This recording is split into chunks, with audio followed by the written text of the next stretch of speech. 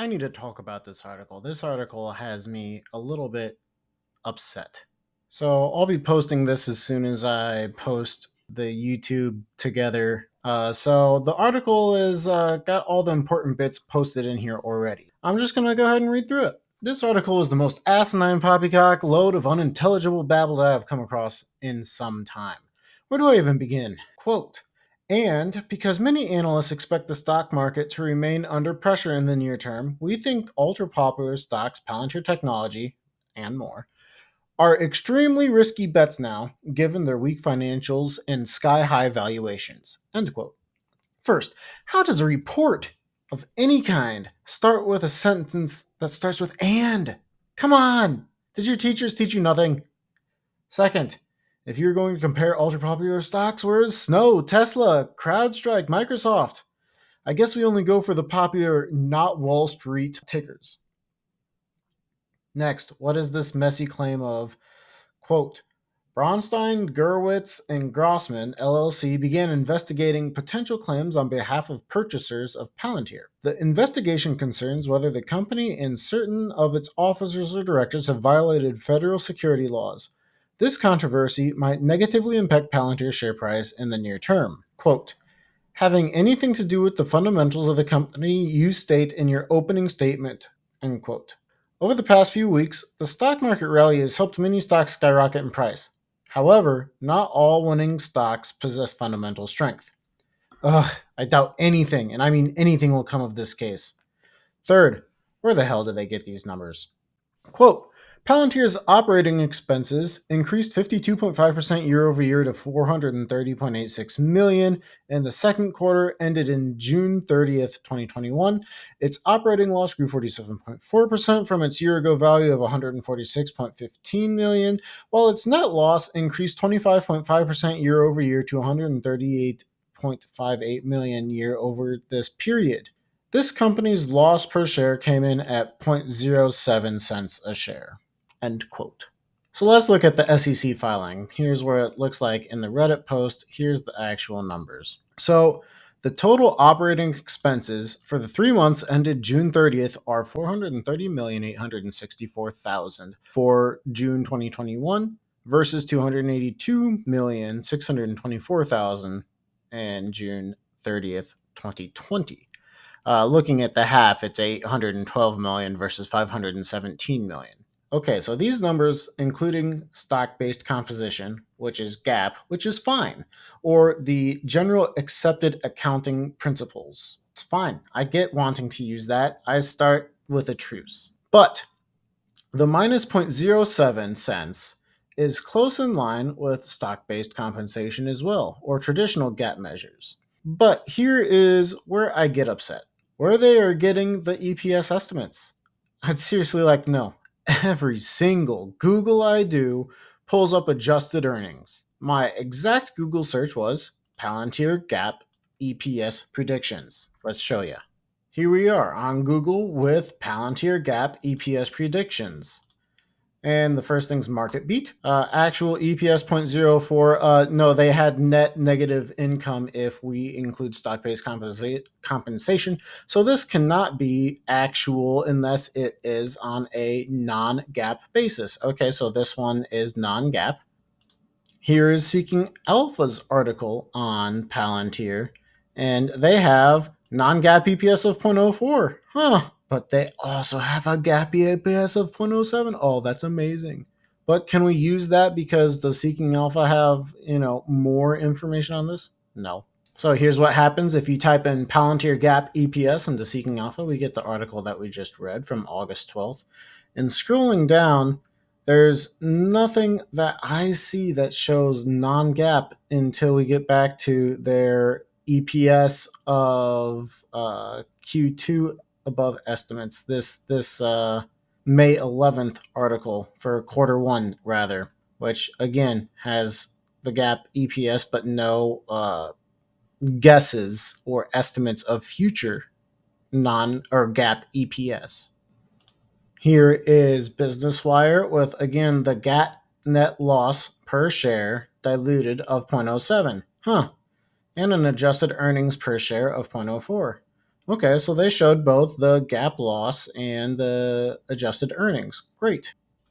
Here on NASDAQ.com, we can see that they report earnings per share of 0.04, 0.04. Okay, so they're using the non-GAAP measure.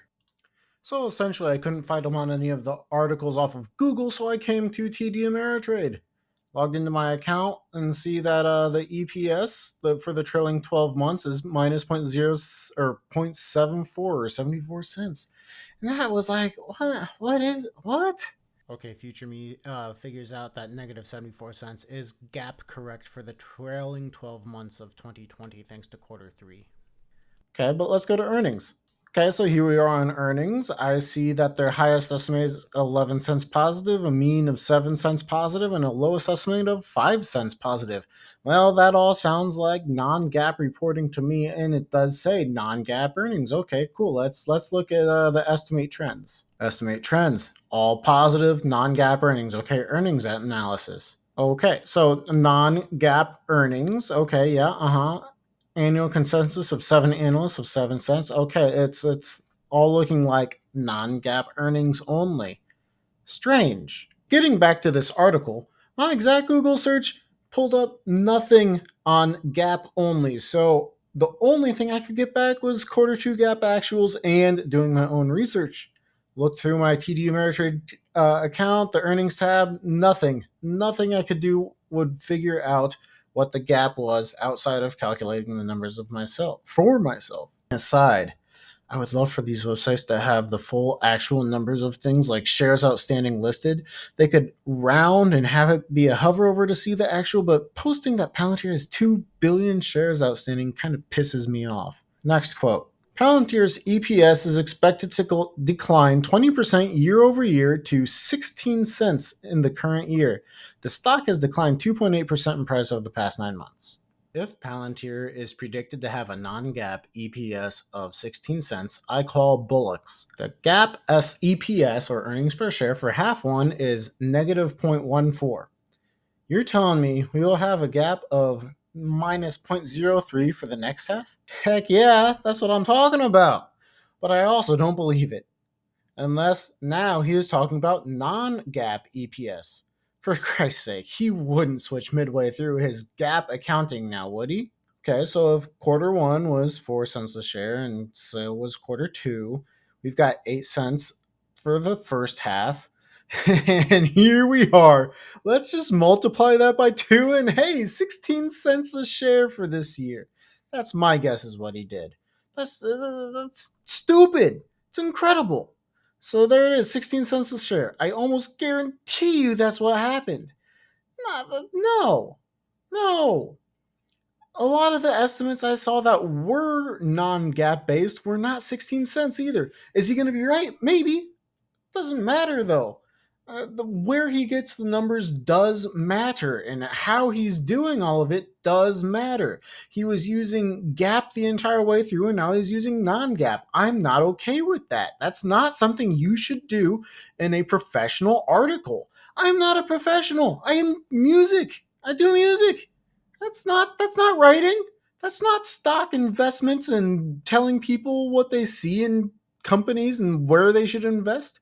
I just want the facts, the truth. That's what I'm doing here. Hopefully you're not investing off of me. Hopefully you're just taking it and going, okay, I think you're telling me the truth. And then you take what you learned from me and from other things that you've done, read, watched, whatever, and you go and make a decision on something. That's what you're supposed to do as an investor. Anyway, quote, in terms of the forward price to sales, Palantir is currently trading at a 33.49 times, which is 709.9% higher than the 4.13x industry average. Also, in terms of its forward PE, the stock is currently trading at 158.66x, which is 543.3% higher than the 24.66x industry average. End quote. Okay, there's a lot to unpack right there. First, trading at 33.49 times. That's pretty close to correct. If it's not correct, it's very close based off of price fluctuations from day to day. At least in terms of September 1st. Ooh, we're in September now. But Where does he get 709.9% higher than the 4.13 times industry average? I needed to know. Okay, this is egregious. It's so egregious. Like, what have I come across? What the financing are you doing? PS, or the price of sales, is indeed around 33.5. Great, but wait, 709.9% higher of the 4.13 times industry average. What is this? Seriously, I'm so confused. Here's the industry average for software companies that I can find. So let's start with this source right here, pages.stern.nyu.edu. So it sounds like it is a place of a professor at a university or at least some sort of class or something. The data used is as current as January 2021. So it's a little old, but it's still viable to look through. So let's at least give it a ground check here. So if you scroll through, you see it's got all these different industries, and even though it's right there, we'll go ahead and just type in software. Oh, look, there's three different types of software. So we've got software entertainment, software internet, and software system and application. I would presume we would be under a system and application of software. So let's go ahead and double check. Price to sales right here. So this column, 11.40. 11.40 is what I put down. That's a lot more than 4.13x. That's only 302% higher. Okay, let's try this company, this website's then for technology. This is all technology. Okay, so they've got a price to sales ratio of 7.68 as of the second quarter of 2021. Let's see. 7.68 is 449% higher. That's not quite a 4.13 times. Okay. Well, maybe they use something else, like this one right here is the same website, but this was software and programming industry. We want to be a little bit more specific, make sure we're trying to be pretty in the area of Palantir here, a software and programming company. So their price to sales ratio is 10.38, pretty darn close to our initial 11.4. I mean, over 9 months or 8 months from January, I could easily see that going down an entire basis point, but that's 330% higher. Again, what industry average? What industry average are you talking about? That's not the industry average for Palantir. Okay, so let's look at the price to earnings ratio, or the forward price to earnings ratio. So let's just take a quick look. Here's two sites to compare. The Stern website again, but now we're using price to earnings. Okay, so we've pulled it up. Software. Let's look one more time. Oh, system and application. Okay, we've got a couple of things, but let's check which one we want. We want forward PE right here, this column. Okay, so I'm seeing 305. 305. Now, I'll be honest. I don't think this is as accurate as the other stuff, because if the current PE is 193, the forward PE should be lower if the industry is growing. Here we are. Revenue is expected to show an annual growth rate of 7.22% between 2021 and 2026. So that's at least from Statista. Who knows if that's right, but you know what? It's at least a point of it's likely that the growth industry in software is booming as it has been in the past. So then why does that make no sense? Well, if the current price to earnings ratio is 193, then if they've made more earnings in the future, that ratio should be lower unless more people have bought into it. So maybe they're looking at some other metric, like how many people are going to buy into it also, but that makes no sense to me. So realistically, I don't think this is a very accurate metric right now, because forward should never be higher than current. And you can look at a whole bunch of other ones. So we've got the current 20 point. Okay, never mind. I don't understand. But this one's current is 291. This one's 122. This one's also has a higher forward PE rate. Okay. Maybe it's factoring in really expensive companies that are currently not profitable, so they can't have a current PE, and then that just makes the forward PE. Regardless, it's just another metric to look at, and if those are true, then well, it's definitely trading just right. If 305 is fine, this guy thinks that what was it, 158 times is too much. Yeah, according to that, that would be insanely cheap. 2 times too cheap. Finally, let's look at Finviz. I've liked this website. So Finviz has this incredible table setup. I really have been enjoying this website since I found it. And they have technology right there. Okay, so we can see the technology has a PE ratio overall of 38.86. Wow, it's that easy. A forward PE of 28.06. It's that easy. Uh, really, really cool just to be able to look at that. But 28.06, once again, is higher than this guy's proposed 24.66 times. And in fact, it's got four more ratio to it, 4 more basis points, I would probably say. Just as a side note, Finviz also has Palantir's forward PE ratio as 124.76, which is currently the 54th most expensive technology stock by this metric. As for this author's final remarks, I understand it is hard to invest in a Palantir right now. I really do get it. From a gap only perspective, which is still vital in evaluating a company, things look okay at best, bad at worst, depending on how you look at the gap numbers. But there's so much to the story, the growth numbers and revenue, the inclusion of so many new employees, 20 new clients. If they think adding 20 clients for 16 years, they'd have over 320 clients, and this was only half one worth of new clients.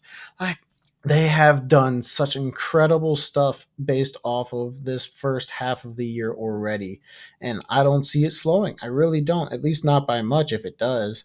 The winds seem to be pointed for Palantir's gap numbers to improve steadily. The non gap is honestly so good, I continuously check to see if I make mistakes. I would like to throw in a final 2 cents. If looking solely at gap and the losses incurred so far this year, we will look so good in quarter three because there will be no DPO expenses to grossly destroy the numbers this year. My assumption is that even if the overall adjusted EPS is lower, the non adjusted will be significantly closer to net profit. I know I'm really going out on a limb since they have been working towards GAAP profitability since like forever. Uh, I know this might be some useless info to some of you, but I just felt like venting and to give you a little bit more of my thoughts.